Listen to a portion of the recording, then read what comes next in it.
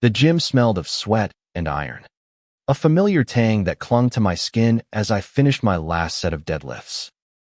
It was too late for anyone else to be here, except me and the hum of my own heartbeat. Then I heard it, the sharp click of the front door locking. I froze, barbell clattering to the floor. My pulse spiked, not from the workout, but from the sudden silence that followed. The gym, my sanctuary in this small Ohio town, felt like a trap. I was 24, alone, and far from the kid who dreamed of escaping this place. My name's Ethan, and I'd been coming to Iron Pulse Gym for months, trying to outlift the weight of my own secrets. Growing up gay in a town where different was a dirty word had taught me to keep my head down, my heart guarded. But tonight, something felt off. I turned toward the door. There he was, Jacob, the janitor. 30, broad-shouldered, with a face that carried stories he never told. His flannel shirt was rolled up to his elbows, revealing forearms scarred from a life I could only guess at. He leaned against his mop, watching me with an intensity that made my skin prickle. "You forgot something," he said, his voice low, almost a growl. He stepped closer, the door's lock glinting behind him. My throat tightened. I didn't know Jacob while nobody did. He was the guy who cleaned up after us. Quiet, always there, but never noticed. Yet his eyes, hazel and piercing, held something I couldn't read. Fear, regret, or something else entirely. Forgot what? I managed, my voice cracking. I glanced at my gym bag, zipped tight by the bench. Everything was there: phone, keys, wallet. I hadn't forgotten anything. But Jacob's gaze didn't waver. He took another step, and the air between us thickened with unspoken questions. "It's not in your bag," he said, softer now, almost gentle. "It's something you've been leaving behind every night you come here." He paused, his jaw tightening. "Yourself." I blinked, my chest heaving. What the hell was he talking about? My hands clenched into fists, not out of anger, but confusion. I'd spent years hiding who I was: Ethan, the quiet kid who never fit in, who loved men in a town that preached against it. I'd buried that part of me under weights, under silence, under the lie that I could outrun it. How could he know? "Jacob, I started, but he cut me off, raising a hand. "I see you, Ethan," he said. "Every night. You come here, lift like the world's on your shoulders, then leave like you're still carrying it. You think nobody notices, but I do." His voice cracked, just a little, and it hit me like a punch. He wasn't just talking about me. He was talking about himself. I took a step back, my sneakers squeaking on the rubber floor. The gym's fluorescent lights buzzed overhead, casting shadows that made Jacob's face look older, wearier. "Why do you care?" I asked, my voice barely above a whisper. "You're just the janitor." His eyes darkened, but not with anger. Something deeper hurt. Maybe. "Just the janitor," he repeated, a bitter smile tugging at his lips. "Yeah, that's what everyone thinks. But I've got eyes, Ethan. I've got a heart. And I know what it's like to hide." My breath caught. Was he saying what I thought he was? In this town, where pride flags were burned and faggot was slung like a weapon, the idea of someone like Jacob, someone like me, felt impossible. Yet here he was, standing too close, saying too much. "Jacob, I don't know what you're getting at." I lied, my heart hammering. "I just want to go home." He shook his head, stepping closer still. The mop clattered to the floor. "Forgotten? You can't keep running from it," he said. "Not from me. Not from yourself." His hand reached out, not to touch me, but to point at the mirror behind me. "Look at yourself, Ethan. Really look." I didn't want to. I knew what I'd see, A scared kid pretending to be strong, pretending to be straight, pretending to be okay. But Jacob's voice, steady and raw, pulled me toward the mirror. My reflection stared back, sweaty, tense, eyes wide with fear and something else. Longing. "What do you see?" he asked, now standing beside me. His shoulder brushed mine, and I flinched, not because I didn't want it, but because I wanted it too much. "I see. Me," I said, my voice breaking. "Just me." "No," Jacob said, his voice softer now, almost tender.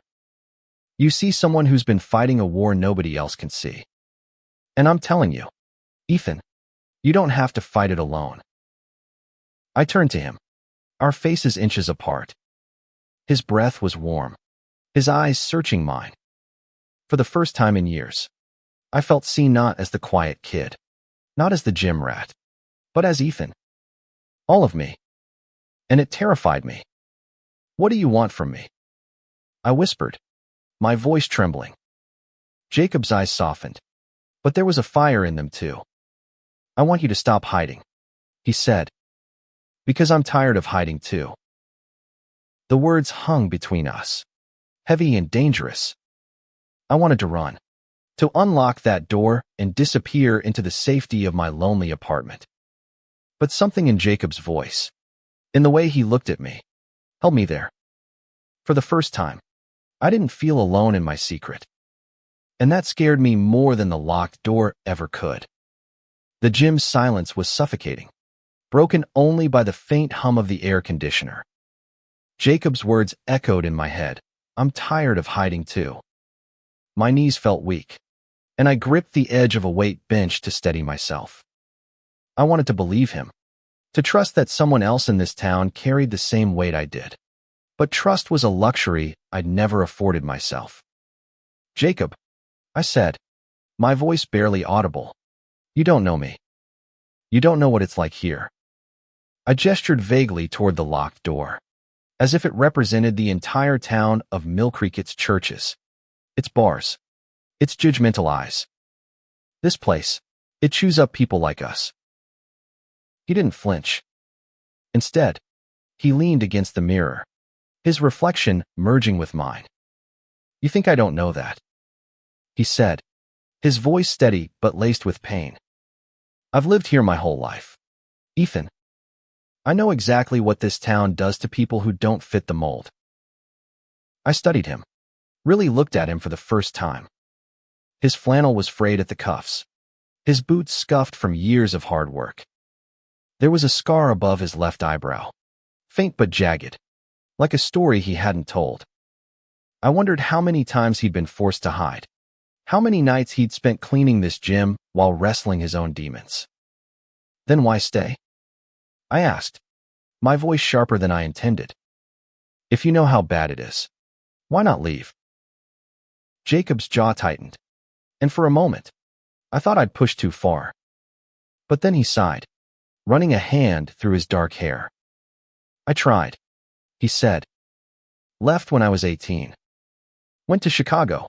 Thought I'd find, I don't know, freedom. A place where I could be me." He paused, his eyes distant. "But I came back. For my mom. She was sick, and I couldn't leave her alone." The vulnerability in his voice hit me hard. I'd never thought about Jacob's life outside this gym. To me, he was just the guy with the mop, the one who stayed late while I pushed my limits. But now, standing here, I saw him differently, a man who'd fought his own battles, who'd chosen duty over escape. "I'm sorry," I said, meaning it. "I didn't know." He shrugged, but there was a flicker of gratitude in his eyes. "Nobody does.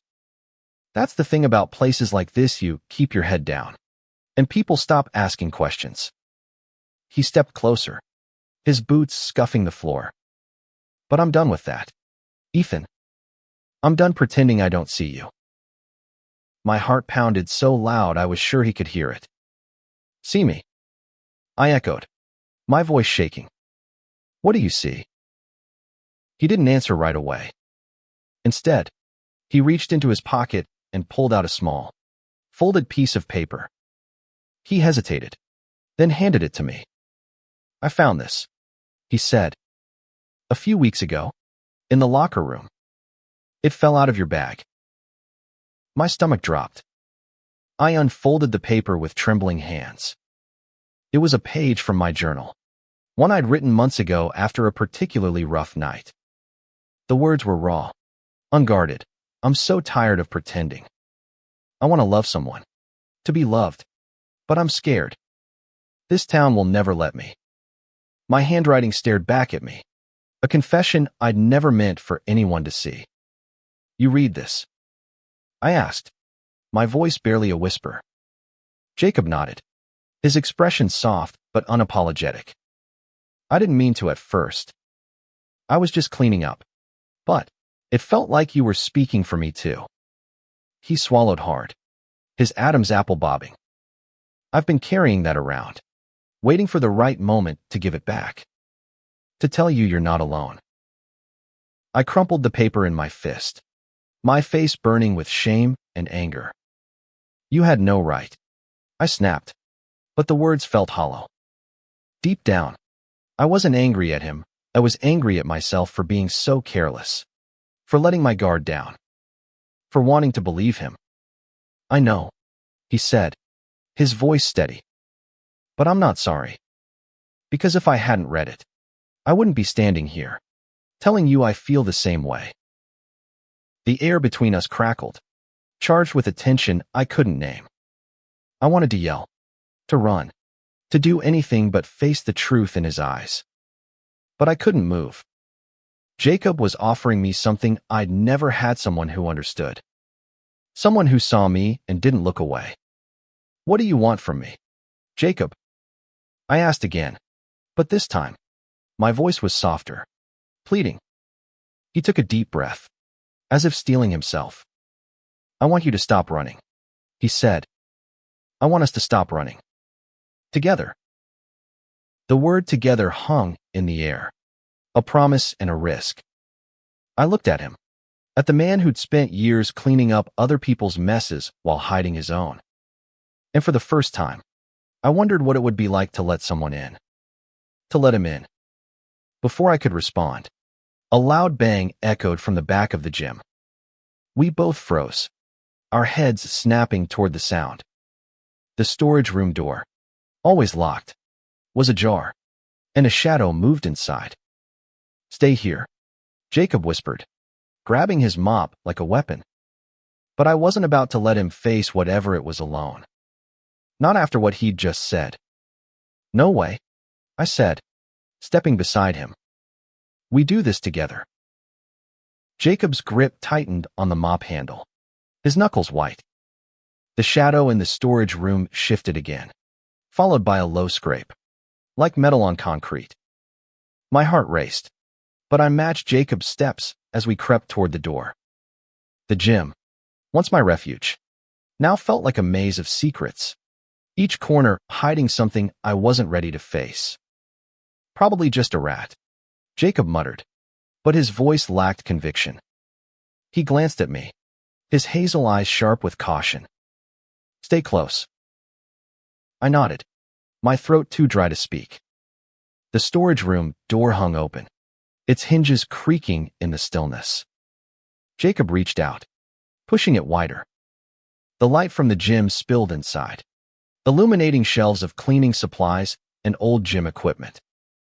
At the far end, a figure crouched, rummaging through a cardboard box. "Hey," Jacob called, his voice booming. The figure jolted, spinning to face us. It was a kid, maybe 17, with a mop of curly hair and wide, panicked eyes. He clutched a pair of dumbbells, his skinny arms trembling under their weight. "Don't hurt me," the kid stammered, dropping the dumbbells with a clang. "Two wasn't stealing, I swear." Jacob lowered the mop, his shoulders relaxing slightly. "What the hell are you doing in here, kid?" he asked, his tone firm but not cruel. The kid's eyes darted between us, his face pale. I needed somewhere to crash, he said. The gym's empty at night. And I thought no one would notice. I stepped forward, my earlier fear giving way to curiosity. You've been sleeping here? I asked. The kid nodded, his gaze dropping to the floor. He looked like he hadn't eaten properly in days. His clothes rumpled and too big for his frame. Name's Riley, he said quietly. I didn't mean to cause trouble. I got nowhere else to go. Jacob and I exchanged a glance. There was something in Riley's voice, a tremor that felt too familiar. I'd heard it in my own voice, late at night when the weight of hiding who I was became too much. I looked at Jacob, wondering if he heard it too. Why'd you run away? Jacob asked, his voice softer now. He set the mop against the wall, signaling he wasn't a threat. Riley hesitated, his fingers twisting the hem of his shirt. My dad, he said finally. He found out I'm, He swallowed hard, his eyes flicking to me, then back to the floor. He kicked me out. Said I was a disgrace. The words hit me like a punch to the gut. I'd lived that fear my whole life, the fear of being found out, of being rejected. I glanced at Jacob, expecting him to say something practical, like he'd call the cops or a shelter. But instead, he crouched down to Riley's level, his expression gentle. You're not a disgrace, Jacob said firmly. You hear me? You're not. Riley's eyes welled up, and he wiped them with his sleeve, trying to hide it. I felt a lump in my throat. This kid was me, 5 years ago, scared and alone, with nowhere to turn. I wanted to say something, to tell him it would be okay, but the words wouldn't come. Jacob stood, turning to me. We can't leave him here, he said quietly. Not like this. I nodded, my mind racing. What do we do? I asked. We can't just take him in. Jacob's jaw tightened, and I could see the wheels turning in his head. I know a place, he said. A shelter in Canton. They're good with kids like Riley, kids who've been kicked out for who they are. I'll drive him there tonight. I stared at him, surprised by the certainty in his voice. You've done this before, I said, not a question. He gave a small nod, his eyes distant. Yeah. A few times. He didn't elaborate, and I didn't push. But the pieces were starting to come together. Jacob wasn't just the janitor. He was someone who'd been helping people like us, quietly, in the shadows of this unforgiving town. We helped Riley gather his things, a backpack with a few clothes, a worn-out notebook, a half-empty water bottle. As we walked back to the main gym, I noticed the way Jacob moved, purposeful but gentle, like he was carrying the weight of more than just tonight. I wondered how many kids like Riley he'd helped, how many secrets he'd kept. Outside, the night air was cold, biting at my skin as we loaded Riley's stuff into Jacob's beat-up truck. The kid climbed into the back seat, looking small and fragile. I hesitated, then slid into the passenger seat. Jacob glanced at me, surprised. You don't have to come, he said. It's a long drive. I know, I said, meeting his gaze. But I'm not letting you do this alone. He didn't argue. Instead, he started the engine, and we pulled out of the gym's parking lot, the locked door fading into the distance. The road to Canton was dark, lined with skeletal trees and the occasional flicker of headlights. Riley was quiet in the back, his head resting against the window. I stole glances at Jacob, his profile lit by the dashboard's glow. There was a strength in him I hadn't seen before, a quiet courage that made my chest ache. Jacob, I said softly, so Riley wouldn't hear. What you said earlier, about not hiding. Did you mean it? He kept his eyes on the road, but his grip on the steering wheel tightened. Every word, he said. I've spent too long keeping quiet, Ethan, I don't want it anymore. The weight of his words settled over me, heavy and warm. For the first time, I let myself imagine what it would be like to stop running, to let someone see meal of me. But the road ahead was long, and Mill Creek was still waiting for us when we got back. The highway to Canton stretched out like a ribbon of black under the truck's headlights. Jacob drove with steady hands, but I could feel the tension radiating from him, mirrored in my own clenched fists. Riley slept in the back, his soft snores a fragile reminder of why we were here. I kept stealing glances at Jacob, his face a map of shadows and resolve. The words he'd said back at the gym "I am tired of hiding" too kept circling in my mind, each loop pulling me closer to a truth I wasn't ready to face. "Why do you do this?" I asked, breaking the silence. My voice was low, barely audible over the hum of the engine. "Help kids like Riley. I mean, you could just look the other way." Jacob's eyes flicked to me, then back to the road. "Because someone helped me once," he said. "When I was Riley's age, I was in a bad spot. My dad wasn't like his, but he wasn't exactly waving a pride flag either. A teacher saw me struggling, got me to a counselor who didn't judge. It saved me." He paused, his voice dropping.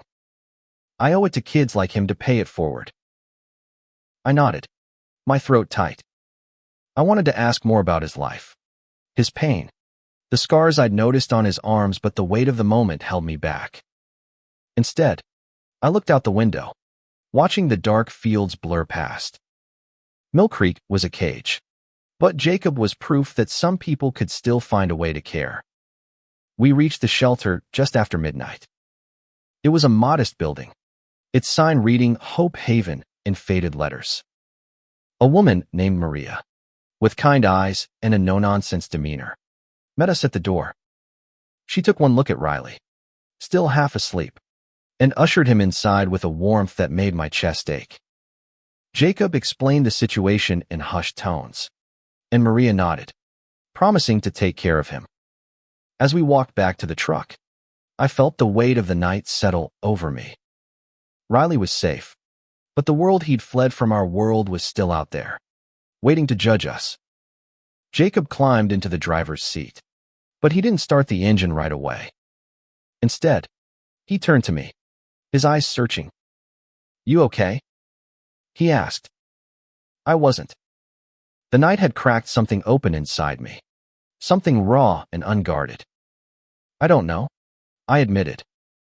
Seeing Riley, it's like seeing myself. What I could have been if I'd been braver. Or stupider. Jacob's lips twitched. Not quite a smile. "You're braver than you think.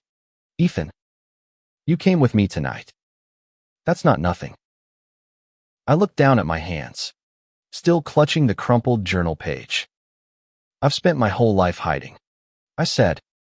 "From my family, my friends, this town. I don't even know how to stop." He reached out, his hand hovering over mine before settling on the gear shift. "You start small," he said. "One truth at a time. Like tonight." The air between us felt charged again, like it had in the gym. I wanted to reach for him, to bridge the gap, but fear held me back. Instead, I nodded, my voice barely a whisper. "Okay. One truth." We drove back to Mill Creek in silence, the road stretching out like a promise and a threat. When we pulled into the gym's parking lot, the sky was starting to lighten, a faint gray creeping over the horizon. Jacob cut the engine, and we sat there, neither of us moving. "Ethan," he said finally, his voice soft but steady. "I meant what I said. I'm done hiding. And I like you. More than I should. Maybe." My heart stopped, then started again, faster. I turned to him, his face half lit by the dawn. "You don't even know me," I said, echoing my words from earlier, but this time they felt different, hopeful. "Almost." "I know enough," he said. I know you're scared but strong. I know you care, even when you try not to. And I know I want to know more. I swallowed hard, my mind racing.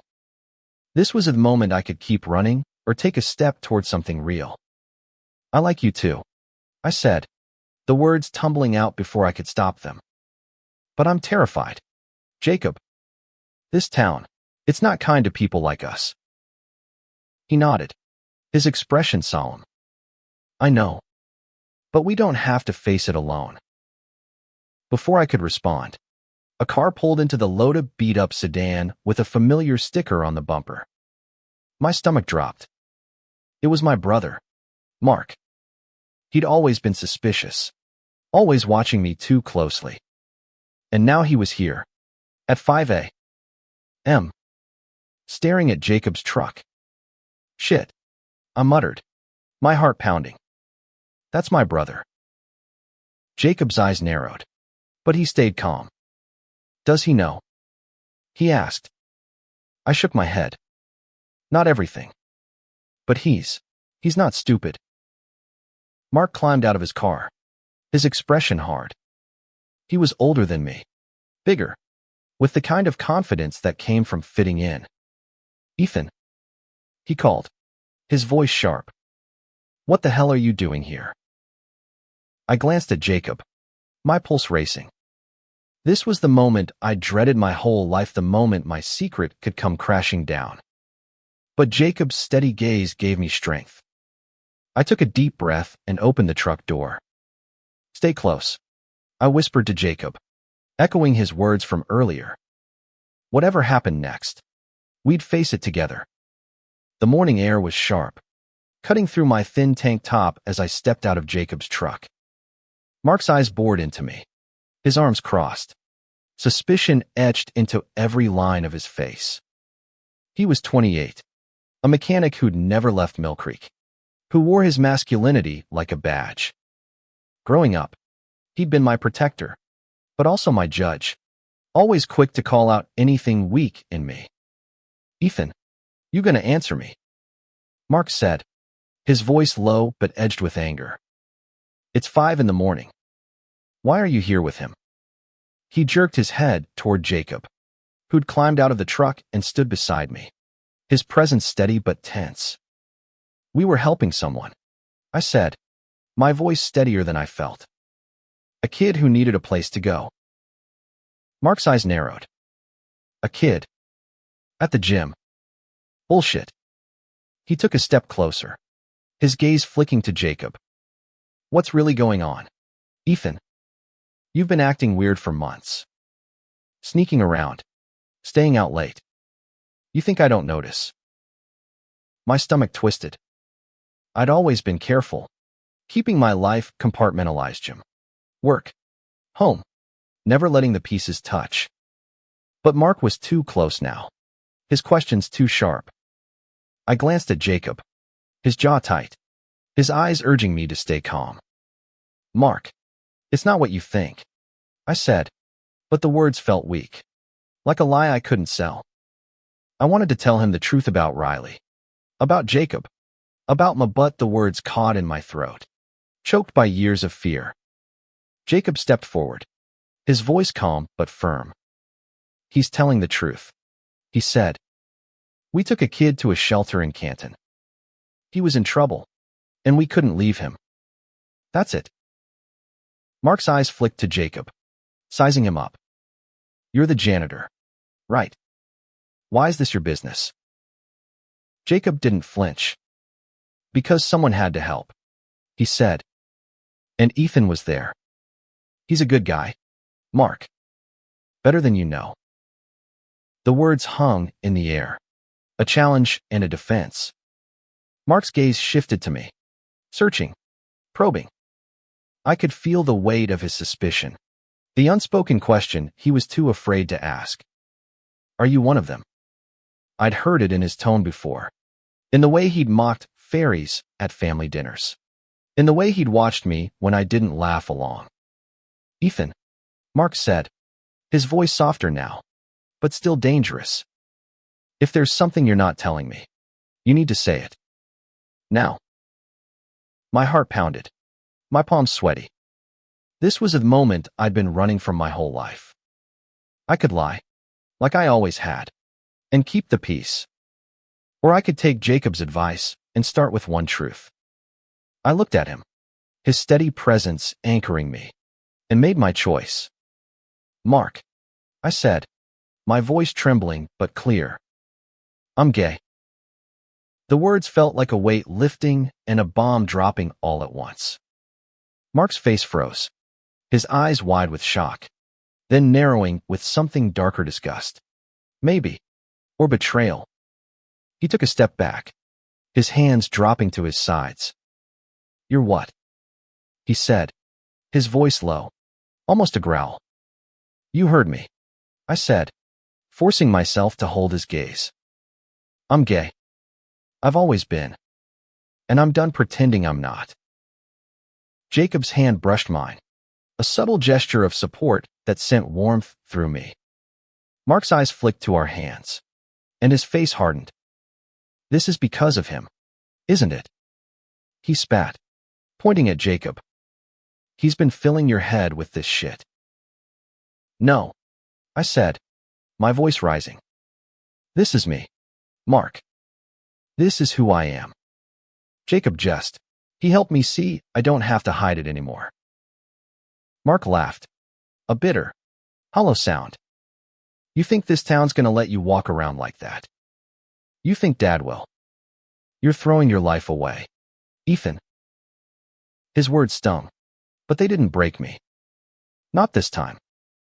I'm not throwing anything away, I said. I'm finally living. Mark stared at me, his face a storm of emotions, anger, confusion, maybe even fear. Then he turned and walked back to his car, slamming the door. The engine roared to life, and he peeled out of the lot, leaving me and Jacob in the quiet dawn.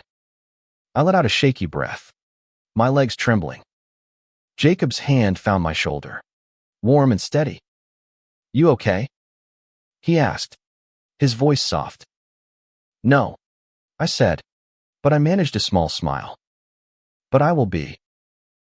He nodded, his eyes warm with something that felt like pride. You did good, Ethan. That was brave. I looked at the empty parking lot, the gym looming behind us. What now? I asked, my voice barely above a whisper. Jacob squeezed my shoulder. Now we keep going. Together. We walked back to the truck, the dawn breaking over Mill Creek. For the first time, I felt like I could face this town, not as the scared kid I'd been, but as someone ready to fight for his truth. But I knew Mark wouldn't stay quiet. The storm was coming, and I wasn't sure I was ready for it. The drive back to my apartment was quiet, the weight of my confession to Mark pressing down on me. Jacob didn't push me to talk, and I was grateful for it. His presence beside me, steady and warm, was enough to keep me grounded. When we pulled up to my building, the sun was fully up, casting long shadows across the cracked pavement. I didn't want him to leave, but I didn't know how to ask him to stay. You sure you're okay? Jacob asked, turning off the engine. His hazel eyes searched mine, and I felt that pull again, the one that had started in the gym. I don't know, I admitted, my voice raw. Mark's probably telling Dad right now. And Dad, he's not like Mark. He's worse. Jacob's jaw tightened, but he nodded. You don't have to face them alone, he said. If you need me, I'm here. I wanted to believe him, to lean into the promise of together. But fear was a habit, and I'd spent years perfecting it. Thanks, I said, managing a weak smile. I'll call you. He nodded, but there was a flicker of disappointment in his eyes, like he knew I was pulling back. I climbed out of the truck, my gym bag heavy in my hand, and watched him drive away. The emptiness that followed was worse than I'd expected. Inside my apartment, I dropped onto the couch, staring at the journal page I'd shoved into my pocket. The words I'd written months ago felt like they belonged to someone else, someone weaker. Someone still hiding. I wasn't that person anymore. But I didn't know who I was now either. My phone buzzed, and my stomach dropped. It was a text from Mark. Dad wants to talk. Tonight. 7 p.m. At the house. No warmth. No explanation, just a summons. I stared at the screen, my heart racing. Dad was old school. A retired cop who believed in order, discipline, and the Bible. I'd spent my life dodging his scrutiny, but now there was no escaping it. I thought about calling Jacob, but my thumb hovered over his number. Instead, I texted Riley's shelter, checking in. Maria replied quickly, "He's settling in. Thanks for bringing him." It was a small relief, a reminder that tonight hadn't been for nothing. But it didn't ease the dread building in my chest. By 6:30, I was driving to my parents' house, my hands sweaty on the wheel. The familiar street felt like a gauntlet, every house a reminder of the life I tried to fit into. When I pulled into the driveway, Mark's car was already there, along with Dad's old pickup. I took a deep breath, steeling myself, and walked inside. Dad was in the living room, sitting in his recliner like a king on a throne. Mom was in the kitchen, her absence a silent agreement to let Dad handle this. Mark stood by the window, his arms crossed, avoiding my eyes. "Sit down, Ethan," Dad said, his voice calm but cold. He was 60, his hair graying, his face lined with years of hard living. "Mark says you've got something to tell me." I sat on the couch, my heart pounding. "I already told Mark," I said, my voice steadier than I felt. "I'm gay." The room went silent, the kind of silence that sucks the air out of everything. Dad's face didn't change, but his eyes hardened, like he was looking at a stranger. "You sure about that?" he asked, his tone deceptively even. "Because that's not how I raised you." "It's not about how you raised me," I said, my voice rising. "It's who I am. I've known since I was a kid. I couldn't say it." Mark snorted, finally looking at me. "You could have kept it to yourself," he said. "You didn't have to drag us into this." "Drag you?" I shot back, anger flaring. "I've been carrying this alone my whole life. Mark, you don't get to tell me how to live." Dad raised a hand, silencing us both. "Enough," he said. "Ethan, this isn't right. It's not God's way. You need to fix this. Get help. There's programs, churches. I don't need fixing," I said, cutting him off. "I'm not broken." Dad's face reddened, his calm cracking. "You're my son," he said, his voice low and dangerous. "You will not disgrace this family." The words cut deep, but they didn't break me. I thought of Jacob, of Riley, of the strength it took to stand up. "I'm not disgracing anyone," I said. "I'm just trying to live." Dad stood, towering over me. "If you choose this, you're choosing to walk away from us," he said. "From this family." The ultimatum hung in the air, heavy and final. I looked at Mark, hoping for anything, but he turned away. I stood, my legs shaking, and walked to the door. "Then I guess I'm walking," I said, my voice breaking. Outside, the night air hit me like a slap. I drove back to my apartment, my vision blurred with tears. I'd lost my family, but I'd found something else myself. And maybe, just maybe, Jacob. The next morning, I woke to a pounding headache and a text from Jacob. "You okay? Call me." I stared at the screen, my thumb hovering over the call button. Last night's fight with Dad played on a loop in my head, each word a fresh wound. I'd walked away from my family, but the cost was heavier than I'd expected. Still, Jacob's message was a lifeline, a reminder that I wasn't alone. I called him, and he picked up on the first ring. "Ethan," he said, his voice warm with relief. "What happened?" I told him everything: Mark's betrayal, Dad's ultimatum, the way Mom's silence hurt more than words. Jacob listened, his steady presence grounding me even through the phone. "I'm coming over," he said when I finished. "You shouldn't be alone right now." Half an hour later, he was at my door, holding a paper bag of diner coffee and bagels. His flannel was wrinkled, his hair messy, but his eyes were steady, like they always were. We sat on my couch, the food untouched, and I let myself lean into him, just a little. "They'll come around," he said, his voice soft but certain. "Maybe not today, but they will. Family's hard, but it's not forever." I shook my head, my throat tight. "You didn't see Dad's face," I said. He looked at me like I was a stranger, like I'd betrayed him. Jacob's hand found mine, his calloused fingers warm against my skin. "You didn't betray anyone," he said. "You were honest.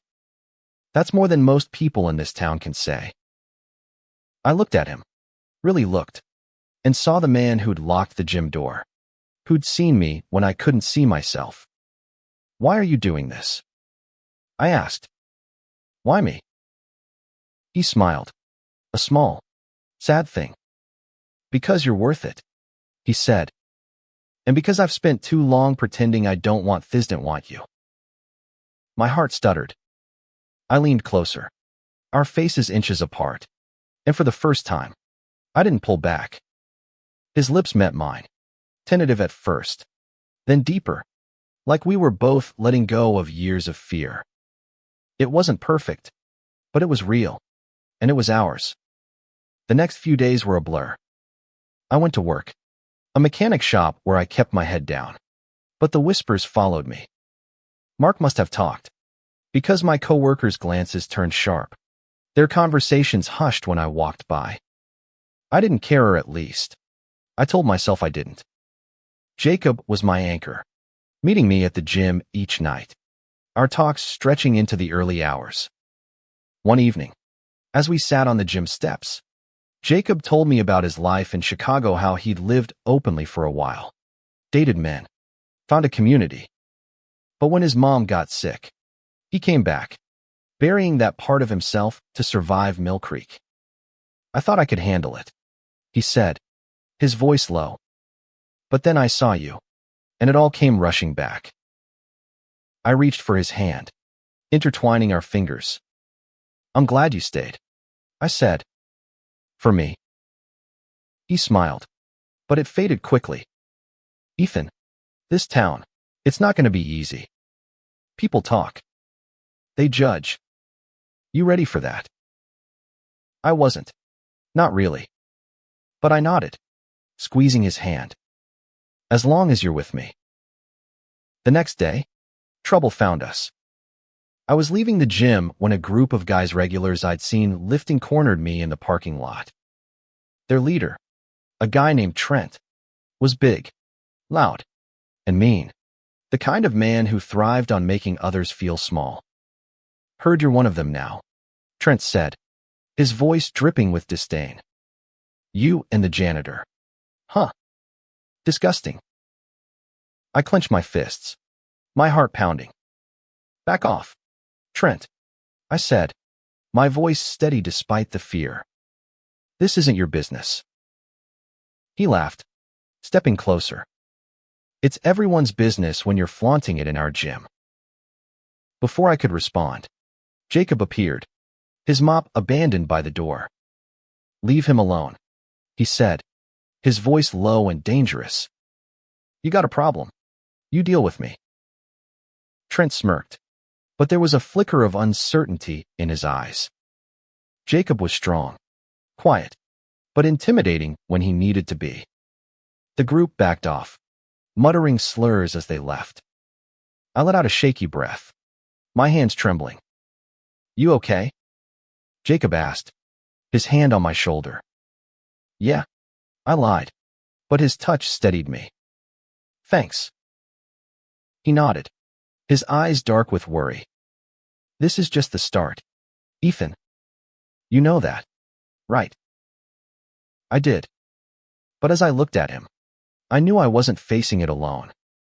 We were in this together, for better or worse. The weeks that followed were a tightrope walk. Mill Creek's whispers grew louder, the stares sharper. At work, my boss gave me the worst shifts, and my co-workers' jokes turned cruel. The gym, once my sanctuary, felt like a battlefield, with Trent and his crew lurking like vultures. But Jacob was there, every night, his presence a quiet defiance against the town's judgment. We grew closer, our late-night talks turning into stolen moments, a brush of hands, a shared laugh, a kiss in the shadows of the gym. It wasn't easy, but it was real, and for the first time, I felt like I was living, not just surviving. Jacob taught me to stand taller, to meet the stares with my own. They don't get to decide who you are, he'd say, and I started to believe him. One night, as we locked up the gym, Jacob pulled me close, his breath warm against my ear. I want to take you somewhere, he said. Away from here, just for a day. You deserve that. We drove to Cleveland the next weekend, a city big enough to let us breathe. We walked hand in hand through the streets, ate at a diner where no one stared, laughed like we didn't have a care. For one day, we were just Ethan and Jacob, not the gay guys from Mill Creek. It was freedom, fragile but real. When we returned, reality hit hard. My dad left a voicemail, his voice cold. Come to the house. We need to talk. I didn't want to go, but Jacob convinced me. You don't owe him anything, he said, but you owe yourself closure. I went alone, my heart heavy. Dad was in his recliner again, Mom in the kitchen, Mark nowhere in sight. I've been thinking, Dad said, his voice softer than before. I don't understand this choice of yours. But you're my son. I don't want to lose you. It wasn't acceptance. Not fully. But it was a crack in the wall. I nodded, my throat tight. I'm still me. Dad, I said. I just want to be honest. He didn't respond. But he didn't yell either. Mom came in, her eyes red, and hugged me for the first time in weeks. It wasn't perfect, but it was a start. Back at the gym, Jacob and I kept fighting for ourselves, for each other, for kids like Riley. We started a support group, meeting in secret at first, then openly, defying the town's glares. Riley visited once, looking healthier, his eyes brighter. Thanks, he said, hugging us both. You saved me. The gym's locked door became a symbol, not of fear, but of courage the moment we chose to stop hiding. Mill Creek didn't change overnight, but we did. We built a life together, one truth at a time, proving that love could outlast hate. And every night, as we left the gym, Jacob would take my hand and say, "You didn't forget anything today." I'd smile, my heart full. "No," I'd say. "I've got everything I need."